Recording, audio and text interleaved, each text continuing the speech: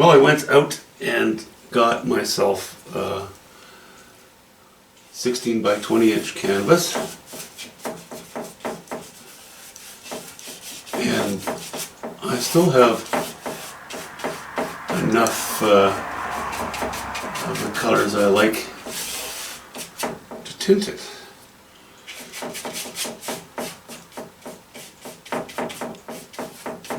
Sitting on my palette. So, ultramarine blue, yellow ochre, and burnt sienna.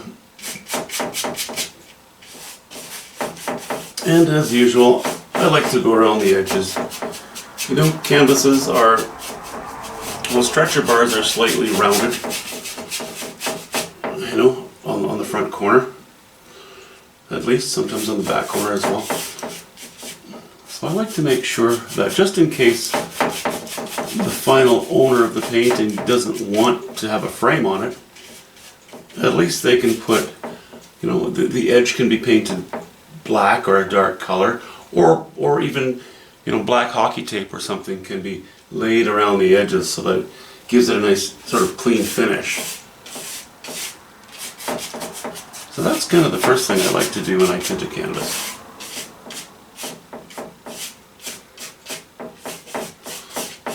I'm happy I picked this one up. It gives me something productive to do for the weekend. Not that there aren't other things that could be done, but but I like this. So, I just got a comment from one of my viewers who brought up some very valid issues, and I think let's talk about them. They apply to painting in general, and they apply to me as well.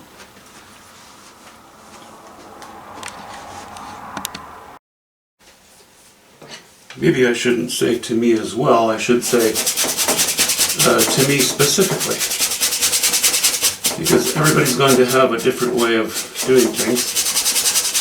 But for me, in the space that I have, with the equipment that I have and I'm willing to use, these are kind of my preferences. Let me just get this row in. There we go.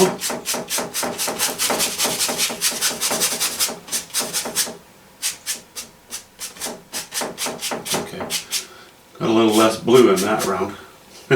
That's okay. So I guess the first thing I want to chat about is lighting. I have ample lighting for my eyes to see what I'm doing. I have no problem with that. In fact, I have above me, well, behind the camera, I have a 4-foot double tube daylight fluorescent. Above me, I have a double tube daylight fluorescent, but I've removed one of the bulbs, so I only have one bulb above me. I had 2 bulbs for a while, too much, because glare comes into play. I also have a little sort of mobile, you know, one of those donut lights, and I have another light behind me as well. It's sort of a balance. If it's just me painting and it's not on camera, I can change the lighting around a little bit, because it's just my eyes looking at it. But when the camera has to see it as well, the camera easily will get glare. So it's a compromise of, okay, number one, I have to see it clearly. Number two, I would like to be able to make it so that there's not much glare when the camera perceives what's going on. For a small painting like this, and even as much as the 30 by 48 that I just finished, this is the same. I use the same lighting. It sits directly above me practically. It just, you know, if it were that way, if the light that's hanging on the ceiling, and I only have an 8-foot ceiling in here, were 1 foot further back, we would have almost no light on here. So the light hits it, glances off at a very sharp angle, heads down to my palette. that for me is ideal. I've tried a number of different combinations in several different studios, and this is kind of my favorite way of doing things. Now, if you're painting with a knife, because you're using a very flat, sharp edge, you have all these strokes, and each one of those strokes, the surface is highly reflective with oils. If you're working with watercolor, yeah, that's not a big deal. Acrylics get shinier, you get to oils, they can be very shiny. Well, they are very shiny. So then glare can become an issue. And glare for any artist is always something that has to be struggled with and overcome. So my next painting, if my next painting is going to be quite a bit longer, if, as I say, the canvas that I pick up is in good enough, well, if it's built well enough, then I'm going to use it. Then I'm going to need more light, because I don't want, the bulk of my light is right around, widthwise is about here. Spilling off those edges, it becomes a little less accurate or just a little bit dimmer, in which case I'll use supplemental light. So yeah, all in all, lighting's not an issue. I have it just the way I like it, I think what was mentioned as well was, I think a couple of videos ago I was working on the 30 by 48 again, and I was coming into an area using a bit of viridian green, cobalt blue, burnt sienna, and I mentioned that it scared me to go into this area. It's not that it's new territory for me, it's just that I know from experience that when you have strong presence of foreground matter or subject matter, but you still have to work the magic of making that become less important, that you've decided, okay, and this is my choice because I love challenging myself, to have more distant items, articles, shapes in the background, that you need to be a little weaker, but not so weak that they fade into nothing. That's where I find viridian green to be quite handy. I don't use it very often, like almost never. So that's why at that moment I was a little concerned, not because I couldn't see the color, but because I know how it goes. I've been there many times. Okay, so there's that. So it's not an issue. Visual is good. My techniques, I have several different techniques that I use. I like doing that, again, because I like to keep it interesting, keep it challenging. But I'm familiar with all the ones that I use. I'm very familiar with them. And when I use them, I do things slightly different. So it depends on the size of my canvas. Depends on whether I'm going to stand up or sit down painting. I love to stand up when I'm painting, but I have some back issues that are serious enough that often I need to just sit on a chair while I paint. So that, again, affects my decisions regarding lighting. It's so important to get lighting right. I'm glad you brought it up, and you know who you are, because it's a very valid point. Can't be stressed enough.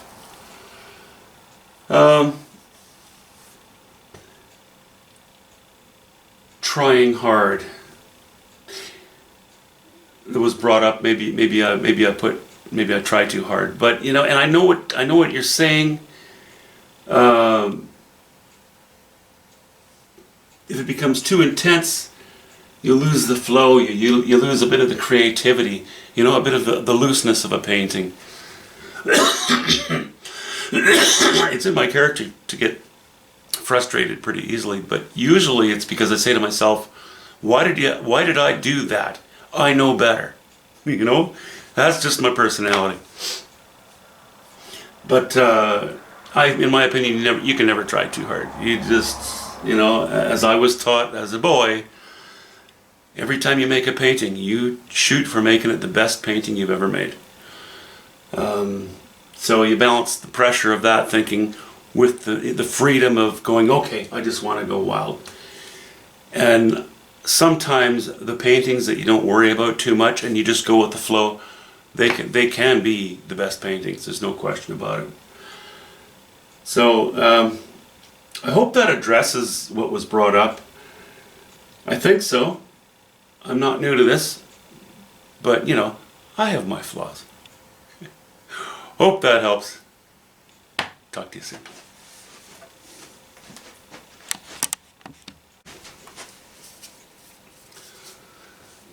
Well, I guess I better get this washed in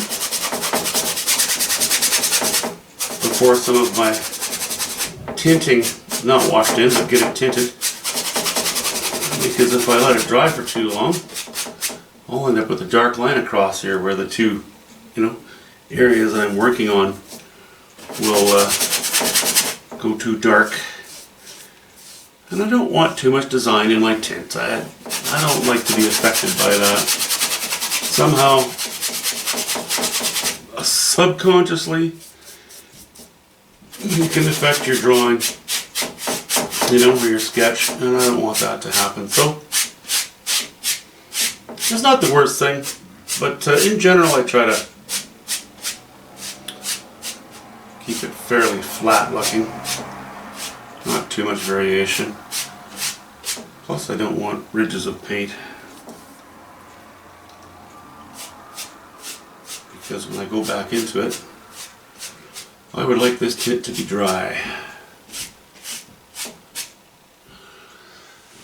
There's another thing that I used to do. Well, I've done it kind of depending on which studio I've been in. I think I've had, 7 or 8 different locations that I painted in.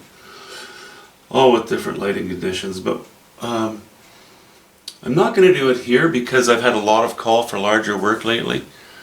But what I have done in the past, I may end up doing it here again, I don't know, is I put a swing arm lamp, a draftsman's lamp, right? And screwed the fixture to the back of one of these upright poles. And because it's sort of a scissor-shaped deal, right? With the springs and what have you, it could go up over behind the top of the painting and then down in front. And you still had enough range of movement that you could really move it around and focus in on smaller areas if you wanted to. In certain situations, I've found that beneficial. Again, it's usually in a studio where it's a little bit darker, and that was sort of an easy fix, at least for smaller works. So now, I guess I will have a sit. I'll have a little sit and glare at this canvas for a while and decide what to put on it. See ya. Hey, get out of here! Oh, I'm sorry. Get out of here, That's Bill. my wife. Look at that studio. It's gorgeous.